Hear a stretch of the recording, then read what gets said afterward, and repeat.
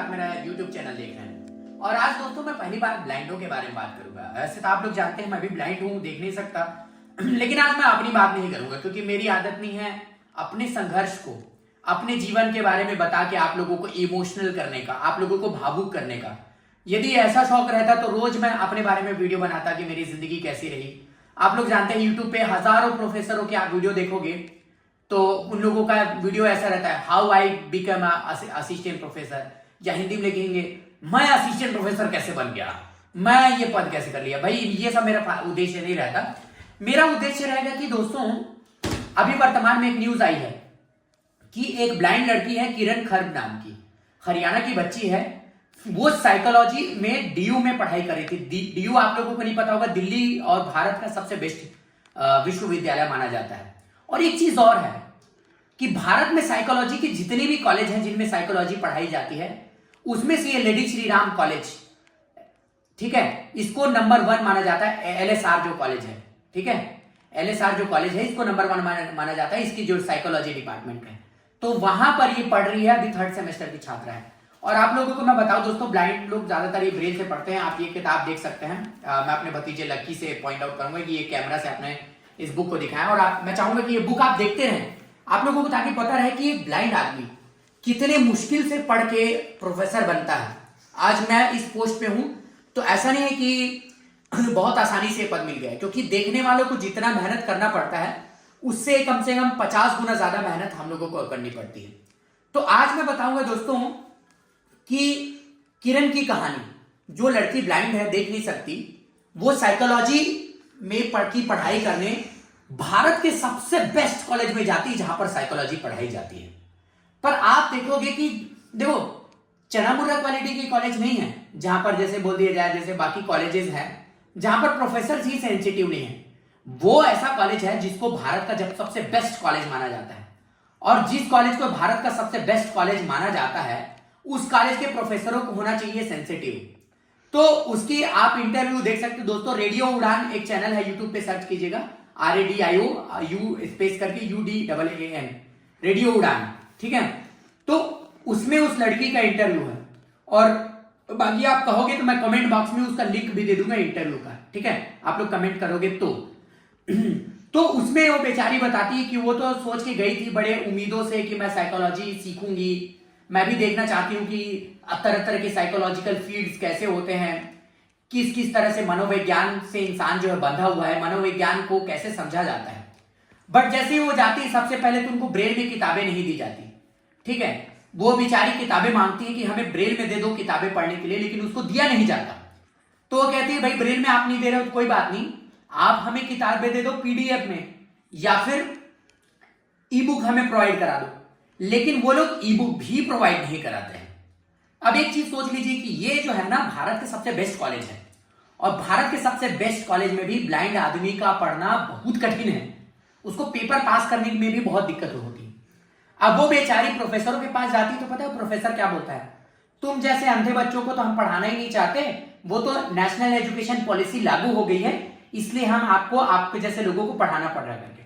तो यहाँ के प्रोफेसर ना कितनों हो जाए, इन ऐसे मूर्ख प्रोफेसरों को तब समझ में आएगा जब इनके घर में कोई विकलांग बच्चा पैदा होगा।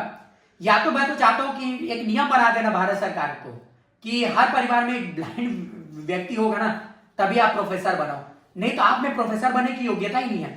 क्योंकि प्रोफेसर का ड्यूटी होता है कि एक स्टूडेंट्स के वीकनेस को, स्ट्रेंथ को समझे, उसकी कमियों को समझे और उसकी कमियों पर अपने विचार, उसकी कमियों पर विचार करते हुए उसको कस्टमाइज तरह से टीचिंग दे, ठीक है। दूसरी चीज, एक टीचर है जिसको इकोनॉमिक्स के सब्जेक्ट में स्टैटिस्टिकल मैथ्स पढ़ना था, तो वहां पर क्या प्रॉब्लम आती है, वो बोलती है कि भाई हम तो डिसेबल्ड बच्चों को पढ़ा ही नहीं सकते, I can't handle the blind person. यानी कि आप ये सोच लीजिए कि ये प्रोफेसर इतने नकारा हैं कि इनके क्लास में एक ब्लाइंड बच्चा आया है, उसको मैथ्स की चीजें समझानी है, वो चाहे तो समझा सकती है थोड़ा एफर्ट करके। यार आप इतने सैलरी ले रहे हो, डीयू में कम से कम लाख भर से ऊपर सैलरी की शुरुआत होती है, दिल्ली यूनिवर्सिटी में 1.5 लाख 2-2 लाख सैलरी ले रहे हो, तो आप लोग किस बात के लिए इतनी ज्यादा सैलरी ले रहे हो। और मैं यही बताना चाह रहा हूं आप लोगों को कि देखिए देखने वाले के पास ना हर चीज है, हर किताब, इंटरनेट, यूट्यूब, ठीक है, रील्स में भी आजकल पढ़ाई हो जा रही है, आजकल इंस्टा स्टोरीज में भी वो कर रहे हैं। लेकिन हम ब्लाइंड लोगों के पास क्या है? हम ब्लाइंड लोगों के पास ना ब्रेल में किताबें अवेलेबल है। आप चाहे तो जाके स्पर्श मूवी देखिए 1983 की, आपको समझ में आएगा कि किस तरह से ये प्रॉब्लम जो है ना कितना मेजर लेवल पे अंदर तक घुसा हुआ है। ठीक है, तो हम लोगों को ना हर लेवल पे शुरुआत करना पड़ता है। हमारा स्ट्रगल एक जमाना था जब हम लोग रेडियो पे निर्भर हुआ करते थे, रेडियो से इंफॉर्मेशन लेते थे या फिर ब्रेल में चीजें पढ़ा करते थे। आज हम लोग भी न्यूज़पेपर पढ़ते हैं, लेकिन न्यूज चैनल के वेबसाइट ही एक्सेसिबल नहीं होते। एक्सेसिबल का मतलब ये है दोस्तों कि आप लोग वेबसाइट को देख के खोल के पढ़ लेते हो, लेकिन हमारे लिए वो वेबसाइट जो है उसका डिजाइन इतना खराब होता है कि हमारा जो सॉफ्टवेयर होता है वो उस वेबसाइट को नहीं पढ़ पाता। तो मैं एक चीज कहना चाहता हूं कि क्या मतलब इतने बेहतरीन बेहतरीन कॉलेज को बनाने का, या फिर क्या मतलब अपने आप को विश्व गुरु कहने का? हमें विश्व गुरु कहने का अधिकार है क्या?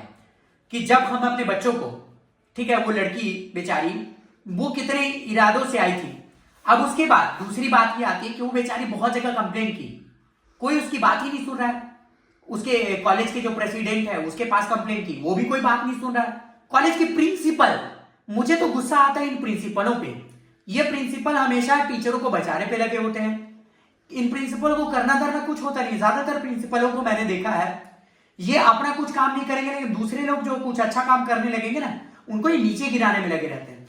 और उसकी प्रिंसिपल भी ऐसी है, वो उसको बोलना चाहिए कि भाई, आप प्रोफेसरों को बोलना चाहिए कि आप कैसे पढ़ा रहे हो, क्या कर रहे हो, तो उसके बदले वो क्या करें कि बेटी आपको समझदारी होना चाहिए, आप क्रांति करने आए हो। यार एक बात बताओ, बच्चे को पढ़ने में प्रॉब्लम हो रही है तो बच्चा क्रांति नहीं करेगा क्या? शांति से थोड़ा ना बैठेगा।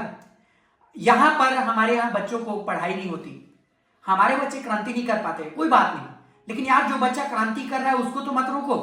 तो आप चाहते हो कि आपके सिस्टम में कोई आवाज ही ना उठे।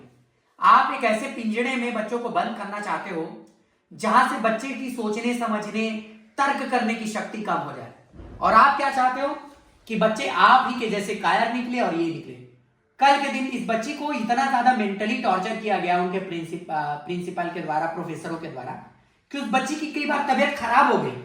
और इसलिए मैं बता रहा हूं दोस्तों, कभी भी किसी ब्लाइंड आदमी को आप देखते हो तो अंडर एस्टिमेट मत करो कभी भी। वो हो सकता है आपसे ज्यादा मेहनत करके, आपसे ज्यादा करके अचीव करके आया हो। तो यही बातें बतानी थी। मिलेंगे कल एक नए वीडियो में।